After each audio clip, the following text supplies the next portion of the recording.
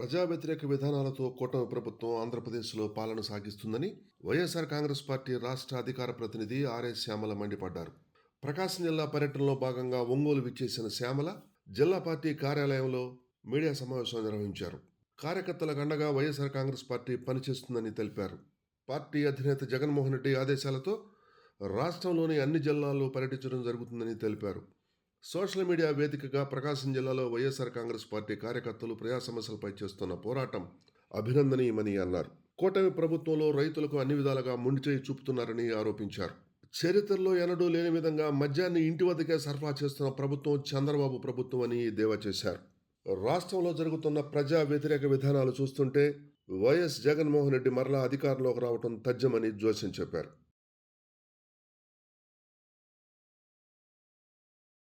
అధికార ప్రతినిధిగా బాధ్యత స్వీకరించినప్పటి నుంచి నాకు వీలైనంతగా ప్రతి నియోజకవర్గంలో సంబంధించిన అధికారులని కలవడం జరుగుతుంది. ఆ నియోజకవర్గం గురించి వాళ్ళు చెప్తున్న సమస్యలు వినడం జరుగుతుంది. నాకు చేతనైనంత వరకు నేను అవి అన్న వరకు తీసుకెళ్లే ప్రయత్నం నేను చేస్తూ ఉన్నాను. సో అందులో భాగంగా ఇవాళ ఇక్కడికి ఒంగోలు మామూలుగా ఒక మన సామాన్య కార్యకర్త పెళ్ళి ఉంటే దానికి ఆహ్వానిస్తే ఇవాళ సాయంత్రం ఆ పెళ్లి కోసం అని చెప్పి ఒంగోలు వద్దాం అనుకున్నాము. సో ఇంకా ఎలాగో వస్తున్నాము అని తెలిసి ఒకసారి మన వాళ్ళందరినీ కూడా కలుద్దాము అనగానే రమణమ్మ గారు చక్కగా ఏర్పాటు చేశారు. అండ్ చాలా సంతోషం, థ్యాంక్ యూ. శివన్నని కూడా కలిస్తే అయిపోయి శివన్న లేరు, లేకపోతే శివన్న ఆధ్వర్యంలోనే ఇదంతా కూడా జరిగేది. సో చాలా సంతోషంగా ఉంది అందరినీ కలవడము. ముఖ్యంగా అంటే ఏదైతే చెప్తూ ఉంటారో జగనన్న ఎప్పుడు మన ప్రయాణం అనేది ఒక కార్యకర్త నుంచి మొదలవ్వాలి, కార్యకర్తతో మాట్లాడుతూ ఉండాలి, కార్యకర్త సమస్యలు వింటూ ఉండాలి, ఆ తర్వాత మండలం, ఆ తర్వాత జిల్లా, ఆ తర్వాత నియోజకవర్గం, ఇలా ప్రతి లెవెల్లో కూడా వారి వారి కష్టాలు ఏంటి అన్నది తెలుసుకుంటూ ఉండాలి, మన వాళ్ళు ఎలా ఉన్నారు అని కనుక్కుంటూ ఉండాలి అన్నటువంటి మాటలు జగనన్న మాటలు నాకు చేతనైనంత వరకు నేను ఆచరించే ప్రయత్నం చేస్తున్నాను. సో మీలా మీ అందరి సహకారంతో కొన్నిసార్లు సక్సెస్ అవుతున్నాను. ఇవాళ నాకు అవకాశం కల్పించినందుకు, వీళ్ళందరితో మాట్లాడే అవకాశం కల్పించినందుకు చాలా సంతోషం. అండ్ ఇవాళ మిమ్మల్ని అందరినీ కలవడం కూడా చాలా సంతోషంగా ఉంది. సోషల్ మీడియా తరఫున చాలామంది ఒంగోలు నియోజకవర్గం నుంచి ఎంత గట్టిగా పోరాటం చేస్తున్నారో నేను చూస్తూ ఉన్నాను. చాలా సోషల్ మీడియా పేజెస్, ఇన్స్టాగ్రామ్ అవ్వచ్చు, ఫేస్బుక్ అవ్వచ్చు, ఆడవాళ్ళు కానీ అబ్బాయిలు కానీ యూత్ స్పెషల్గా వైఎస్ఆర్ కాంగ్రెస్ పార్టీ వైపు నించుని వాళ్ళ గొంతుల్ని వినిపిస్తున్న తీరు చాలా చాలా ఆనందంగా ఉంది, చాలా సంతోషంగా ఉంది.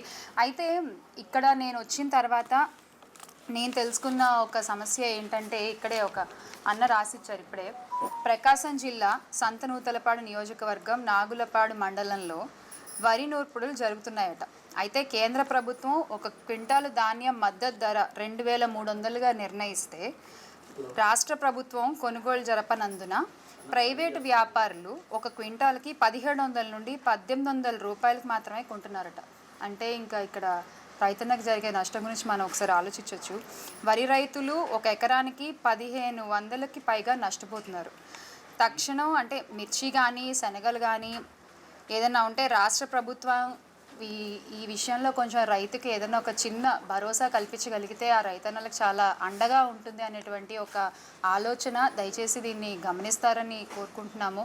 ఎందుకంటే వైఎస్ జగన్మోహన్ రెడ్డి గారి హయాంలో రైతులకి ఆర్బీకే సెంట్రల్ ద్వారా కావచ్చు, రైతు భరోసా ద్వారా కావచ్చు, ఎంత అండగా నిలబడ్డారు, ఎంత ధైర్యాన్ని ఇచ్చారు అనేది మనందరం చూసాం.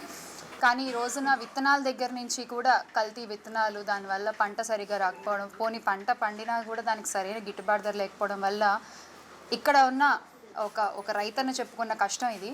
సో ఆ కష్టాన్ని దయచేసి పోగొడతారు, త్వరలో దీనికి తగినట్టుగా చర్యలు తీసుకుంటారు అని వైఎస్ఆర్ కాంగ్రెస్ పార్టీ తరఫున రాష్ట్ర ప్రభుత్వానికి మరొకసారి గుర్తు చేస్తున్నాము. దయచేసి ఈ విషయంలో మాత్రం మనందరం రైతన్నలకు అండగా నిలబడాలి. విషయం అంటే తెలిసిందే కదన్నా, ఇప్పుడు ఇస్తాము అని చెప్పి అధికారంలోకి వచ్చారు. ఈ రోజున వాళ్లే చాలా బహిరంగంగా మేము ఇవ్వలేకపోతున్నాము, మా వల్ల కాదు, మీరు భరించాల్సిందే అంటారు. అంటే ఏ సమస్య తీసుకున్నా, ఇప్పుడు మన రైతులది మాత్రమే చెప్పుకున్నాం, అలాగే మహిళలకి ఎన్ని అఘాయిత్యాలు చూస్తున్నాము, ఎన్ని అన్యాయాలు జరుగుతున్నాయి, ఎన్ని అత్యాచారాలు జరుగుతున్నాయి. చిన్న పిల్లలు కూడా నిన్న ఏలూరు నియోజకవర్గంలో ఒక ఎల్కేజీ చదివేటువంటి పిల్లని ఒక స్కూల్ టీచర్ ఎంత దారుణంగా కొట్టాడు. అసలు ఆ తల్లి ఆ పాపను ఎత్తుకుని ఏడుస్తుంటే నాకు అసలు చాలా బాధ అనిపించింది. అంటే ఆ వయసు దగ్గర నుంచి అసలు ఆడపిల్లకి అన్యాయం జరుగుతూనే ఉంది. మహిళల వరకు అసలు పెద్ద వాళ్ళని కూడా వాళ్ళపైన కూడా అత్యాచారాలు చేస్తుంటే అసలు ఏం మాట్లాడతామన్నా. మహిళల విషయం తీసుకుంటే ఇలా ఉంది, విద్యార్థుల విషయం తీసుకుంటే అసలు ఫీ రియంబర్స్మెంట్ అన్నారు. ఆ రియంబర్స్మెంట్ ఎంతవరకు చేశారన్న? కాలేజీలకి డబ్బులు పంపలేదు, వీళ్ళ అకౌంట్లో డబ్బులు వేయలేదు. ఈ పిల్లలు చదువుకోవాలా, ఫీజులు కడితేనే కాలేజీలకు రమ్మని కాలేజ్ యాజమాన్యాలు చెప్తారు. అంటే విద్య అనేది ఎంత అవసరం అని భావించి జగనన్న నాడు నేడు పథకం ద్వారా కానీ, ఫీ రియంబర్స్మెంట్ పథకం ద్వారా కానీ, మెడికల్ కాలేజీల ద్వారా కానీ ఎంతవరకు ఇంటింటికి సాధ్యమైనంత వరకు విద్యను అందిద్దామని ప్రయత్నిస్తే ఈరోజు మీ ప్రభుత్వం ఏం చేస్తుందన్న? ఆపేశారు కదా, మెడికల్ కాలేజీలు ఆపేశారు, ఫీ రియంబర్స్మెంట్లు ఇవ్వలేదు. నాడు నేడు పరిస్థితి అయితే ఇంకా అసలు ఘోరం. మధ్యాహ్నం అన్నంలో కూడా గోరుముద్ద, అది గోరుముద్ద అనాలా ఘోరమైన ముద్ద అనాలా అర్థం కాకుండా ఉండే పరిస్థితి చూస్తుంటే, అన్నంలో పురుగులు వస్తున్నాయని చెప్పి విద్యార్థులు రోడ్ల మీదకి వచ్చి ధర్నాలు చేస్తున్నటువంటి పరిస్థితి వాళ్ళ. విద్యార్థుల విషయం చూసుకుంటే అలా ఉంది, రైతుల పరిస్థితి చూస్తే ఇలా ఉంది, మహిళల పరిస్థితి చూస్తే అలా ఉంది.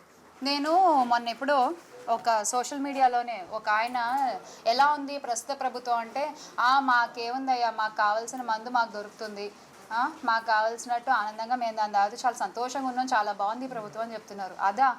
అదా ప్రజలకు కావాల్సింది? అది కాదు కదన్న, అందరూ బాగుండాలి కదా ఇంట్లో.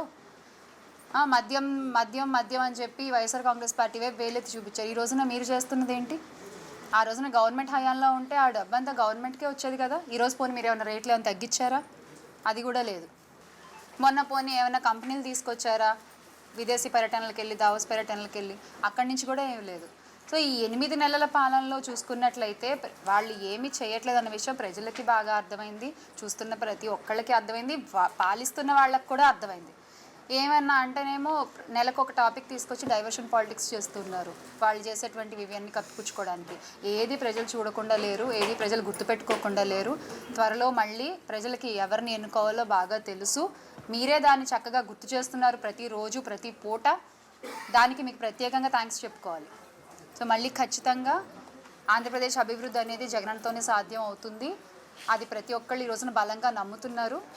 Make Andhra great again with Jagananna. జై జగన్.